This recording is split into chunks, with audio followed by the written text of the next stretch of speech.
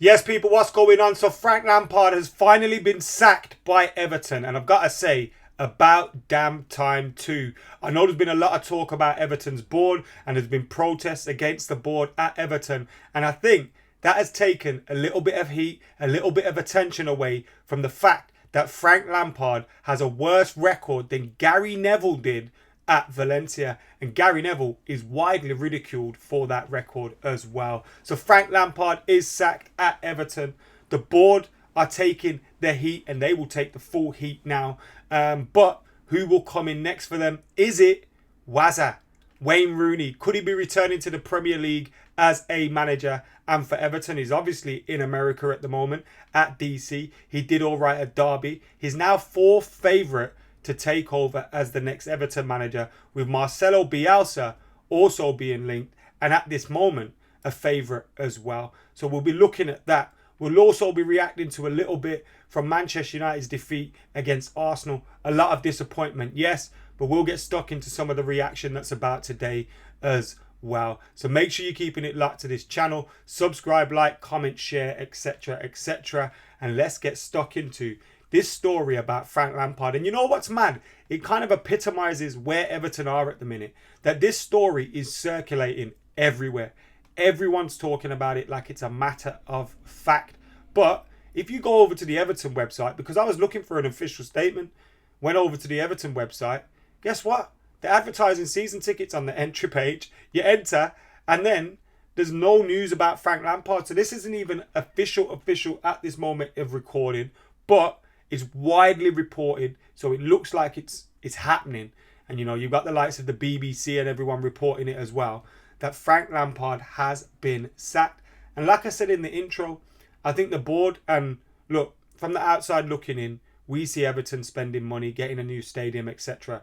And a lot of people will go, why are Everton fans complaining? Football fans of their club usually know a lot about the owners, and we've had it as Manchester United fans.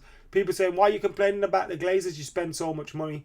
Trust me, the fans of that club know. And when they're protesting against the owners, it's usually for right reasons. And we've seen at Everton, you know, they've had financial fair play issues recently. And when they've spent a lot of money, but they haven't got a lot to see for it.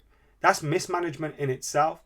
And that could affect the club's future. And we're seeing that from this board again. And it doesn't help when you've got, you know, the likes of Jim White in the media and stuff that are firmly stuck up Mashiri's arse. So then they'll turn the likes of the press and stuff like that and try and get them against the fans. We've seen a lot of reporting about the fans' actions after the game and all that kind of stuff when they had a protest. But by and large, it wasn't a violent protest. Just like the protests that Manchester United fans and other football fans have done, in the past, whether against their owners or against the Super League. They get painted when you see one or two bad instances as generally violent protests and all that. But that's not true at all. And the majority of people there would have been protesting in the right way. And look, Frank Lampard deserves to get sacked. For all that's going on above him, he deserves to be sacked. When you look at what he's doing and the record that they have and the football that Everton are playing, they should not be where they are. And you can also say he hasn't been back. They've brought in the likes of Onana and Idrissa Gana Gay, Tarkovsky, Connor Cody. They're wasting money on Neil Maupay. I could have seen that one happening for myself, that he wasn't going to score enough goals. But they have bought players. And he's failed to improve those players or any of the players that are there at the club. They've got the likes of Anthony Gordon, who was being linked with £60 million moves to Chelsea and all this kind of stuff. And whilst I think that was far-fetched and crazy and he's not worth that kind of money, there was obviously a reason why he was being linked with that move, because he was doing fairly well. Yet that has fallen apart so quickly. And again, that has to come down to Frank Lampard's management. The team clearly hasn't improved since he's been there. They just about stayed up last season, and whilst you could argue that was an achievement, they shouldn't be looking to fight against relegation this season. They're well and truly in a relegation battle. That comes down to the manager. For all the flaws that the board have, it comes down to the manager. And he needs to be sacked. I'd love to see Wayne Rooney giving it. Although on one hand, you go, do you want to see Wayne Rooney being chucked in at the deep end with these clowns that are running Everton? You know, but look at what he did at Derby.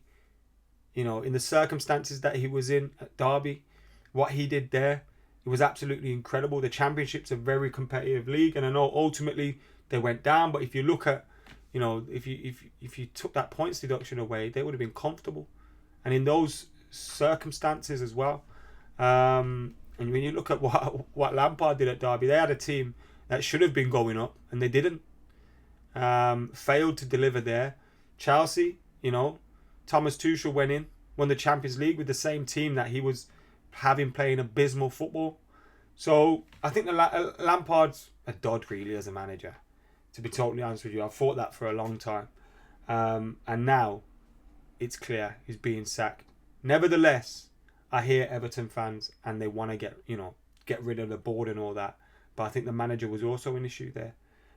Give it Wazza to the end of the season, Talking about Manchester United now. Obviously, most of my subscribers are United fans, not all.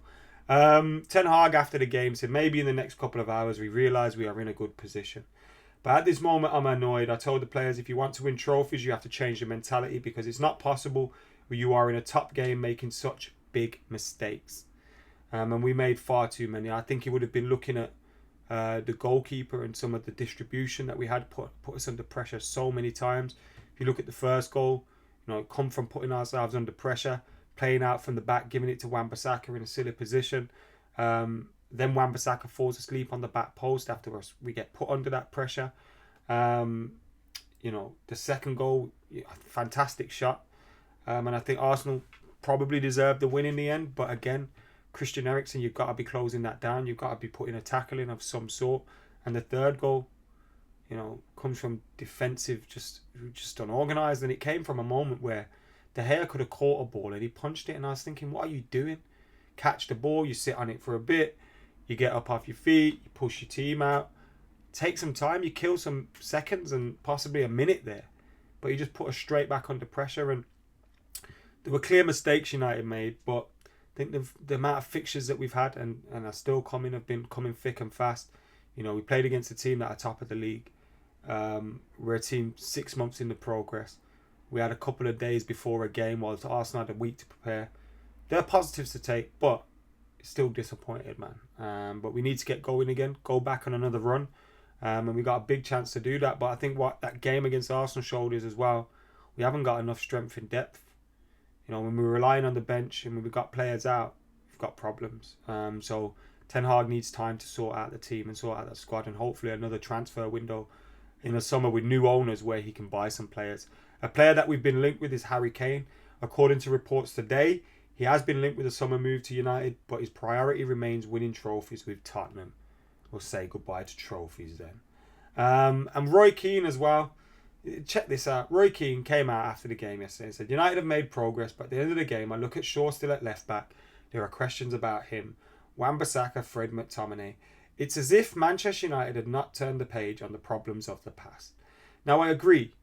McTominay, Fred, probably not good enough. McTominay is definitely not good enough. I disagree with the Shaw shout. Wan-Bissaka, jury's still out.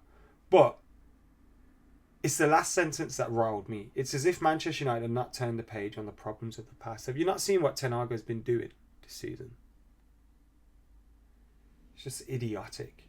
And on the other hand, an Arsenal legend who we'd expect that other quote from has come out and said, I'm happy that Arsenal won and they deserve to win after their performance in the second half.